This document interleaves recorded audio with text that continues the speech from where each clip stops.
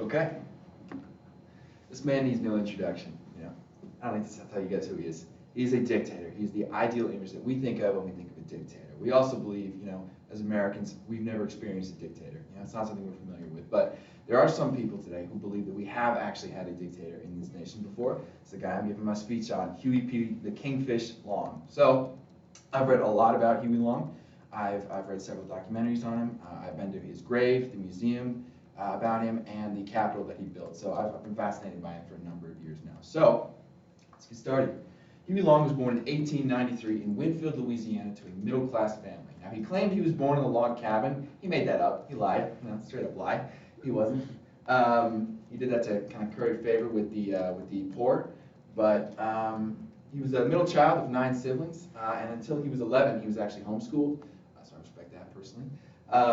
Until 11, like I said, until 11, until he went to public school. And once he was in public school, he immediately showed his ambition, his kind of lusting for power, by forming a secret society in the high school.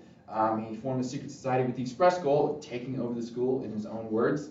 Once the faculty found out, they shut it down, and once he found about that, he tried to get the principal fired. It didn't work, but I mean, he tried it. I gotta respect that.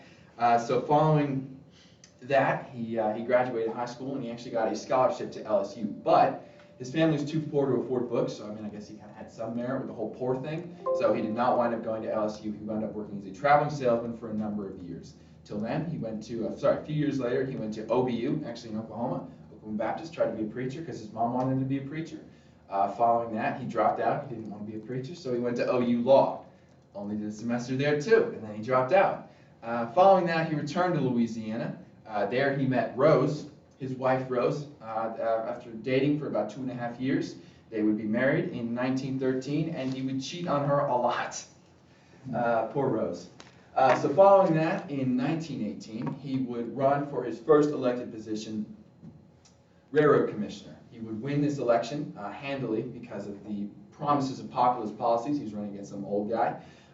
He would implement a lot of populist reforms, like encouraging railroads to run to poorer towns, things like that. He really curried favor with the poor. Following this, he would, over the next few years, he would gain more and more political power within the state, eventually getting himself to the point where he believed he could run for governor in 1924. So he ran for governor, and he lost. He lost big time. But only 4 years later, he would actually attempt to run again in 1928, and this time, taking lessons that he had learned, he would win. He would win handily by the largest margin in Louisiana state history, making himself the youngest governor in Louisiana state history. Immediately after this, he would fire hundreds of state employees from the previous administration. He would demand bribes from employees who wanted to work for him. He would practice voter extortion and intimidation, and all around be kind of a dictator. But he also paved thousands of miles of roads, built hundreds of bridges throughout the state, taught hundreds of thousands of adults how to read in night schools, things like that, and he really gained favor with the poor. That was his express mission, was to gain favor with the poor. So, following several years of this, the legislature in Louisiana decided they had had enough of this guy, and they tried to impeach him. But he had actually gained enough legislators on his side that he was able to shut it down. He was able to shut the impeachment down. Not before, however, a massive brawl erupted in the Louisiana state capitol.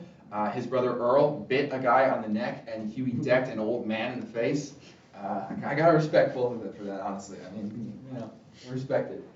So following that, Huey decided he was going to run for senator. This is him running for senator. He decided he was going to run for senator. He had enough of being governor. He wanted to be senator. He would actually win again. Again, he would be incredibly corrupt, and he kidnapped a guy. Again, you got to respect how bold he is with that, huh? So he would win the Senate race handily, and he would, before he left for D.C., he would actually decide to pass 44 bills in one day before he left. He did this by yelling really loud and making the legislators scared enough to just pass it through. He would also appoint one of his cronies as the position of governor, so he wound up running Louisiana through being the governor and being the senator. Following this, he would head to D.C., and they absolutely hated him in D.C. I mean, I don't think you get that popular by decking old men in the face. So in D.C., he would not pass a single piece of legislation. Nothing that he proposed was voted on. Following this, he would actually decide to run for president. He decided he had enough of senator and governor. He was going to run for president. So in 1935, September 8th, 1935, he was back in Louisiana, in his home state, and he was gunned down by Carl Weiss, a disgruntled constituent from his state. Actually, it's thought that, because Carl Weiss only fired one shot, it's thought that Huey Long's bodyguards actually were the ones who wound up shooting him. I mean, these guys are spraying Tommy guns in an enclosed space, you're going to hit someone. So it's thought that Huey Long wound up being hit by his own bodyguards and he was killed. You guys can enjoy that horrible painting in the 1930s, and you can enjoy this horrible picture of me right where Huey Long was shot. I know, I was really uncomfortable. I did not want my mom taking that. But so following this, following this, Huey Long died. Finally, we conclude with Huey Long's state capitol. This building is large, it's bold, it's aggressive, it's ambitious, and that's what Huey Long's legacy was. He completely reformed modern American politics with his populist policies, with his loud, aggressive nature. You know, he inspired guys like Donald Trump, Bernie Sanders to kind of be able to run on the platforms that they run on today. So, whether you believe that Huey Long was a dictator or a hero of the proletariat, or just, you know, just a normal dude, you know, you can agree that he irreversibly shaped American politics and he left a lasting impression. That's everything. Thank you guys for allowing me to walk you through Huey Long's life.